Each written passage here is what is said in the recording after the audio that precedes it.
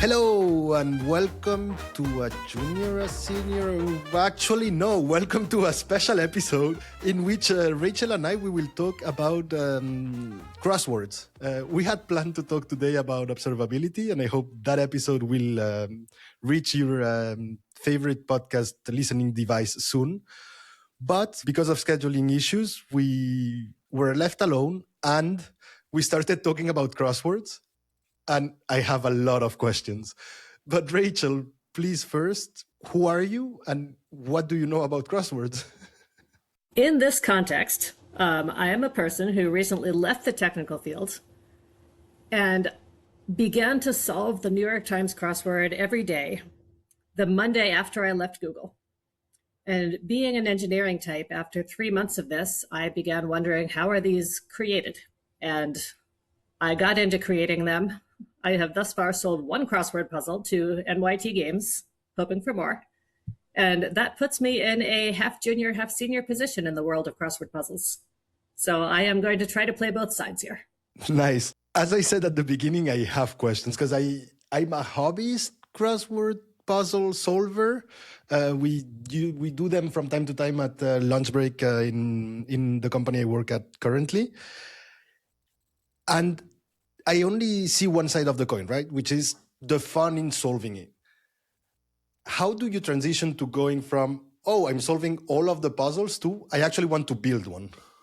I will simply share my story. With every crossword puzzle in the New York Times, there is a corresponding wordplay column in which there are usually a short section of constructor notes from the person who put the puzzle together. And these constructor notes can be anything. And one day there was a puzzle I liked, and the constructor, whose name is John Kugelman, he's awesome. He's a programmer himself who works down in Virginia, said something like, I'm in my collaboration era. If you would like to publish a crossword and work with me, and you have a good idea for a theme, hit me up and I'll talk to you. So I decided to shoot my shot. I emailed John, and we went back and forth about theme ideas for the next couple of months. And he taught me pretty much everything I know.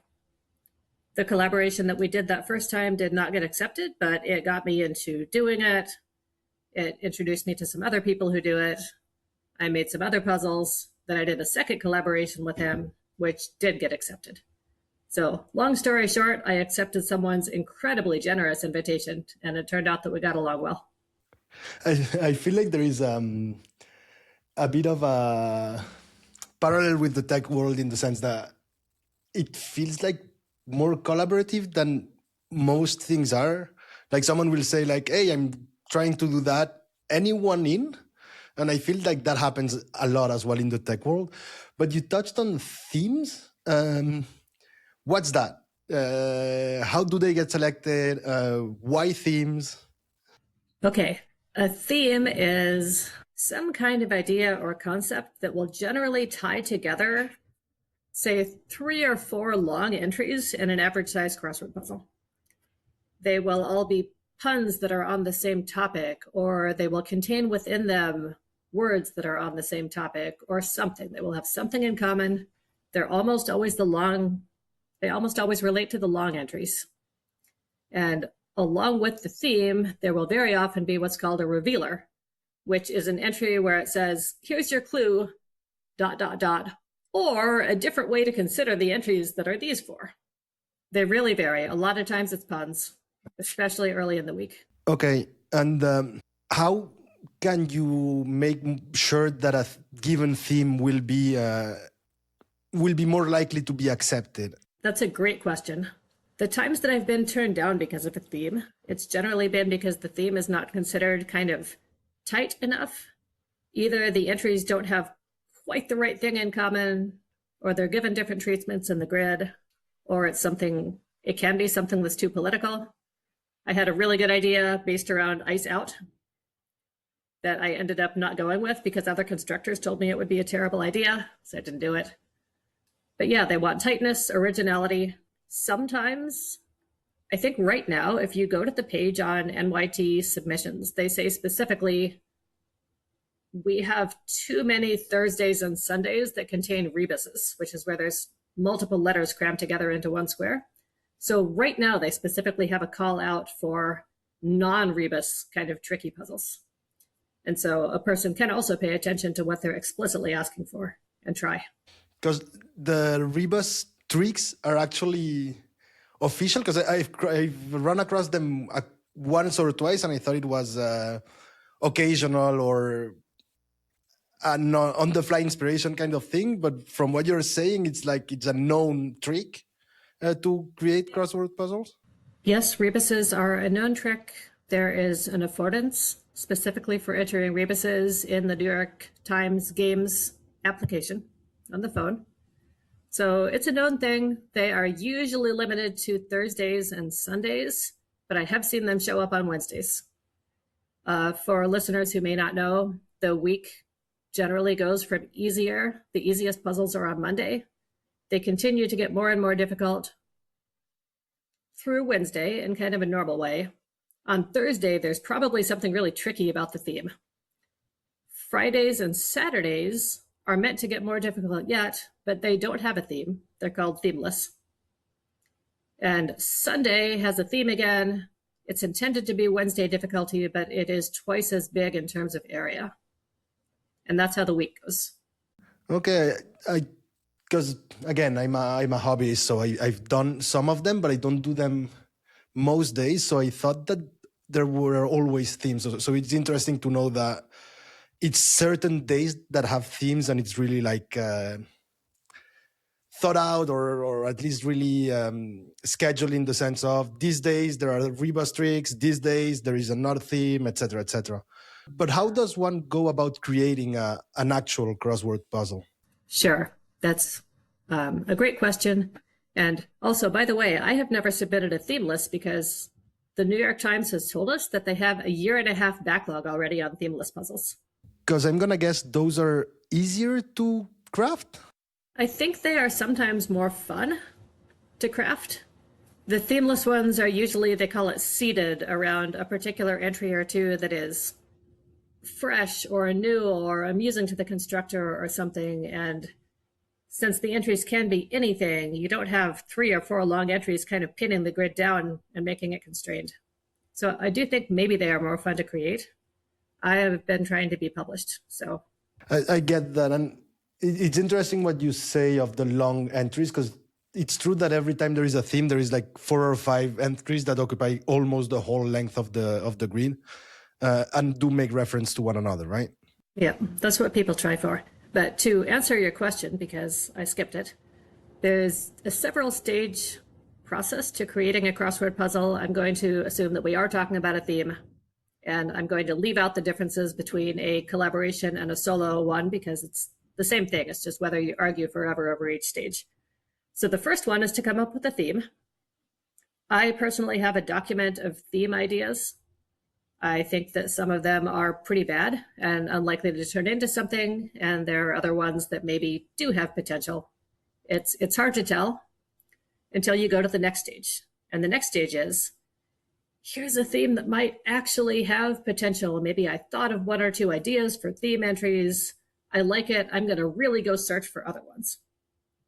So I'll give you an idea that I have that I suspect I'm not going to do. The idea is, what if the revealer was centrist? And I can say, a person in the middle of the political spectrum, or it's a rebus puzzle, and I look for words or entries that have IST in the very center.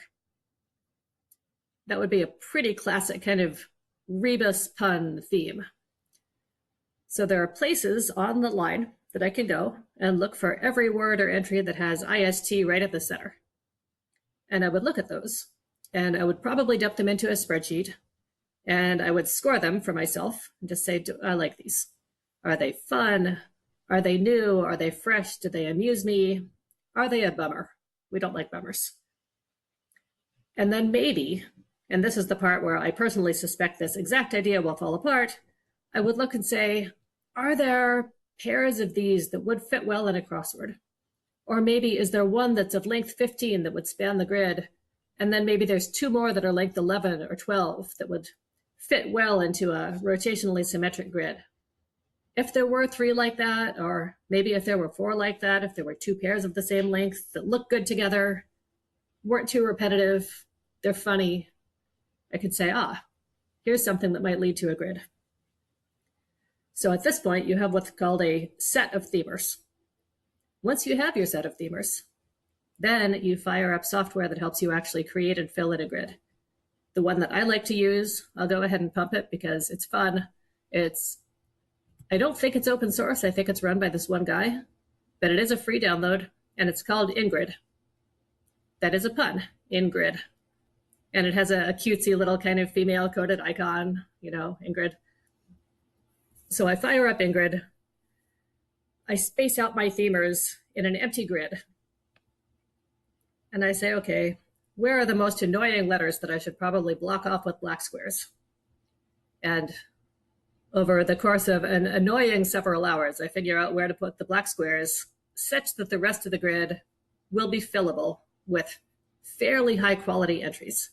And it's very nice that Ingrid will just tell me whether this is possible or not, because it means I can usually get to a grid before I fill it in. Now I have a grid. The next stage is filling the grid. And this is kind of a depth first, usually exploration. Ingrid will indicate through color coding where the grid is the most constrained and where it's the least constrained. And it will also show me possible words for each entry. So I'll usually start in a constrained space and I'll say, clearly there's only a few crosses of words that will fit over in this corner. Let me just go see if that's going to turn into crap or if it's going to be okay. And there's a whole thing. You can approve some words, you can reject some words, you can try different combinations of stuff, you can finalize. And there is a whole lot of trial and error. There's a lot of trying multiple different ways to fill the same grid. Sometimes you really have to walk away from something that felt perfect because it just turns into sludge in the far corner. It's very sad.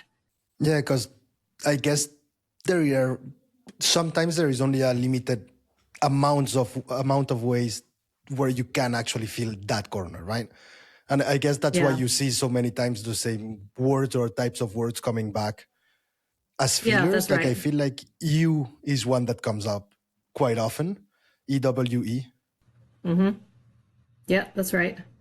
And strangely, looking at an empty corner when you're trying to fill it in to create a puzzle is not that different from looking at an empty corner when you're trying to solve a puzzle. It's still the same damn empty corner, and you're trying to figure out how can words possibly fit in here in a way that makes any sense. It's just that when you're creating, you have the software to help you, and you don't have any clues. Yeah, sure. But contrary to the place you are when you're solving a puzzle, you can go by vibes, right? Because sometimes I see the letters and I'm like, this must be that word, that obviously it's that word, and it obviously is not because it doesn't fit the definition, but it feels like the letters want that word. You know what I mean? Yeah, that is true. So yes, you can go by vibes, but the bad news is when you're creating a puzzle, there may be no solution that you're happy with. At least if you're solving, you know that there is a solution and you know it'll be reasonably high quality because somebody published it, and you know it's solvable. When you're creating a puzzle, depending on your personal taste in entries and so forth, there may be nothing that's good enough for you. So you don't even know. You're trying to see if it's there. And how often do you have to start over? Like if you had to give an estimate of, okay, I scratch, I don't know, 60, 70, 40% of the puzzles I'll try to start? Oh God, all the time. I think of the theme ideas I've had. So far, I've actually tried to develop like a quarter of them, maybe. And then maybe half of those will die if I don't come up with enough themers, or if the themers are not the right length. I just can't come up with a good themer set. And then after that, there tends to be a way through. Usually after that, you can make a grid, you can get it filled, you might have to adapt the grid, but between those two steps, if you iterate enough, the puzzle probably won't die right there. You talk about the tightness of the theme. It feels vague on my end because, like, if you have a theme, you probably, as you said, you have a few themers and let's go. I have the tightness almost baked in, right? So the English language only provides so many words and so many entries. And so sometimes you really fight. I will talk about my first one ever, which did get rejected for not having a tight enough theme. The theme idea for that one was Hanging Garden, which I really liked. I thought that's a fun vibe. It relates to something historical. There really were hanging gardens of Babylon. It's also one of my favorite Cure songs from when I was a teenager. Please don't judge me. Actually, go ahead and judge me. It's fine. So my idea with Hanging Garden was that you would have some kind of entry. It would be in a cross entry. It would be going along, and then some little bit of it would hang down, and then it would go onward from there. And the part that hung down was supposed to have something to do with gardens or plants or fruits or roots or plant parts. And we did eventually do it. It was very hard. There were about 150 themers that I think we considered at various times. And we were playing with hanging down like the word grass, the word date, the word, all these different words. And so one example of not being tight enough was we didn't want to include both like fruit and apple. One or the other might have been okay, but if I'm going with specific fruits, then it should be all specific fruits. And if I'm going with plant parts, it should be all plant parts, nothing, no mix of like specific and non-specific. And then there was the problem of I kind of had bits of words hanging from the bit, hanging from a piece of the horizontal entry. And what we ended up going with for the grid was 2 of them where the hanging part happened right at the end of the word, and 2 where they were kind of hanging in the middle of the word. I thought that was kind of good because if it doesn't matter where it's hanging from, then sometimes it'll be at the end and sometimes it won't. Well, the editors considered that a sign of looseness. They would have liked them all to be in the middle or all to be at the end. From the solver's perspective, I can get that because it feels like sometimes you get the theme. Like if I was solving that puzzle and I get the first 2 and the bit is hanging at the end, I will expect all of them to hang at the end, right? Yeah, that's right.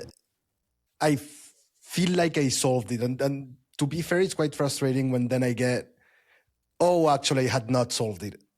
Like, the disappointment of, oh, I had it. Oh, no, I actually don't have it. And it's just guessing. I'm right? sorry. So the editors have saved you from the frustration of solving my puzzle. No, but I wasn't talking about that one specifically, but it is a feeling that I do get sometimes as I'm solving it off. Okay, I see what they were doing now, but I actually had to stumble onto it because it was too far for me, right? Or it was a bit too divergent or stuff like that. Yeah, and as a solver, I experience that too pretty much every week. Okay, I feel like from time to time we have oh, come on, no, that one cannot be. Yes. Does that happen often? You that do it every day, or do you get used to that and like you can see the tricks coming now? I've gotten a lot more used to the tricks. It turns out there only are so many, but every now and then there's something pretty impressive. And every now and then there's a specific entry that makes me roll my eyes. I'm like, oh, come on. That doesn't make sense to somebody who really knows about that area. So I'm a video gamer, for example. And earlier this week, there was a 3-letter entry. And the clue was something like new skins or images for a video game. And I really thought, well, 3 letters though. So for 3 letters, I really thought it would be DLC for downloadable content. And it turned out that the intended answer was mod. To be fair, like if you had because here we do it collaboratively. And so when we're not sure of what someone else is saying, we will call it Richie. DLC, I would have called it Richie because it's not really, downloadable content is usually larger than just new skins, right? That is true, but it's not a mod unless it comes from the community. And the way the clue was phrased, it could have come from the original game manufacturer, in which case it's only a DLC. So that kind of thing, I tend to roll my eyes more on individual clues than I do on themes at this point. I feel like I roll my eyes more at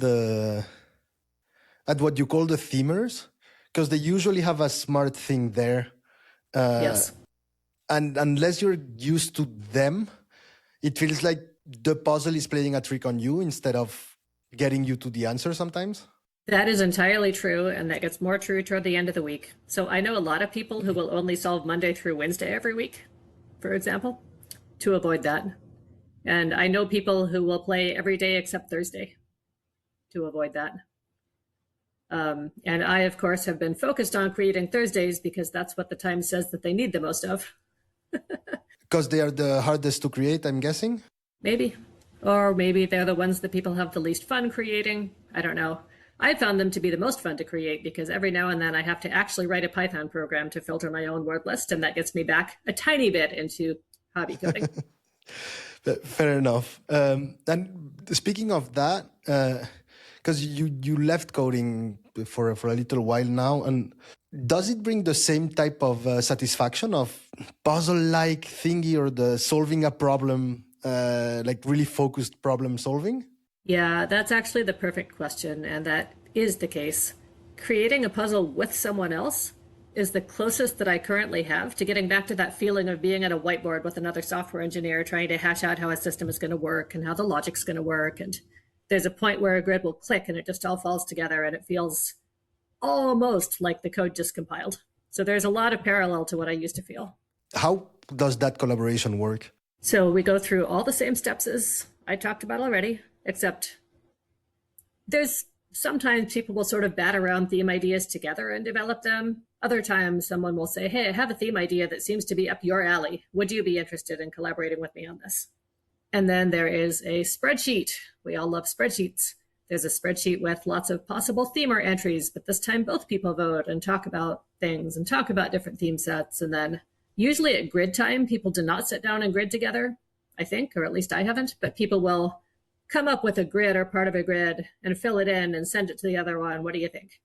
Of course, the other person will say, oh, well, you stumbled across my pet peeve, which is this.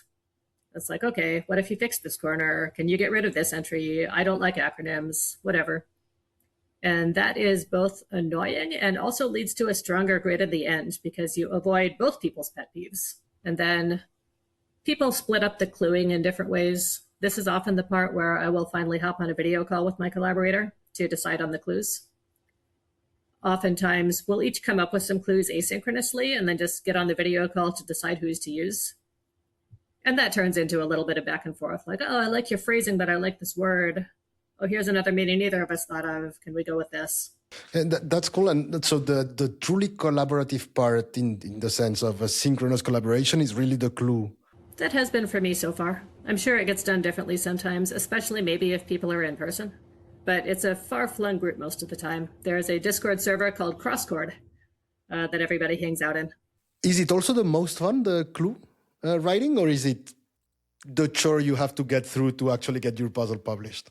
I think it depends who you talk to. The thing about clues is that is the part that's most easily modified by the editors. And they do. They modify at least around 30% of all the clues that the constructors contribute. Okay. And so in a lot of ways, it's low stakes. It's like, well, they're going to accept or reject this based on the theme and maybe based on the fill, which is what we call the rest of the words that are not in the theme. They're not actually going to reject based on the clues. It's just a matter of how many of ours will they use and how many will they replace. So it feels to me like it's a fairly lighthearted celebration of the fact that there's a finished grid.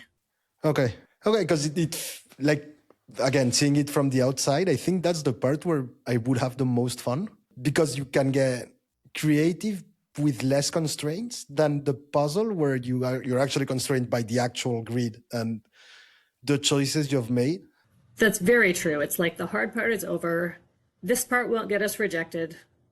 It's just a matter of whether the editors decide to stomp on us, which is their right. So it's low stakes and it's fun.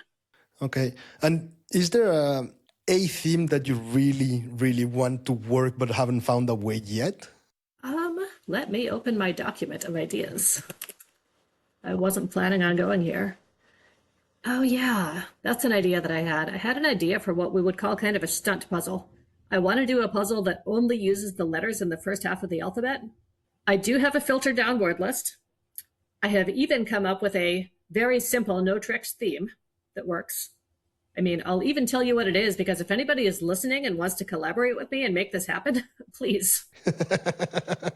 So the theme is half baked. And the reason it's great is that this would be half the alphabet baked.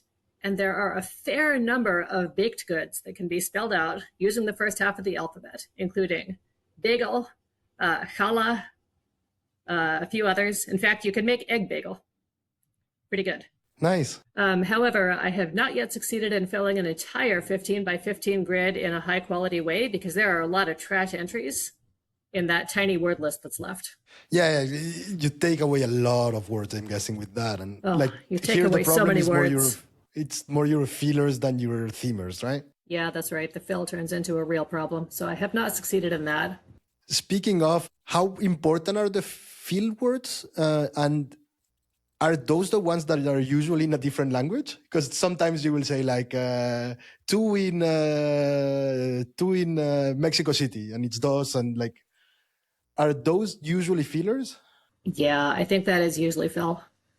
There's a lot of, I think this is nice that there's a lot of pretty common words in other languages that have become acceptable to use in English language crosswords.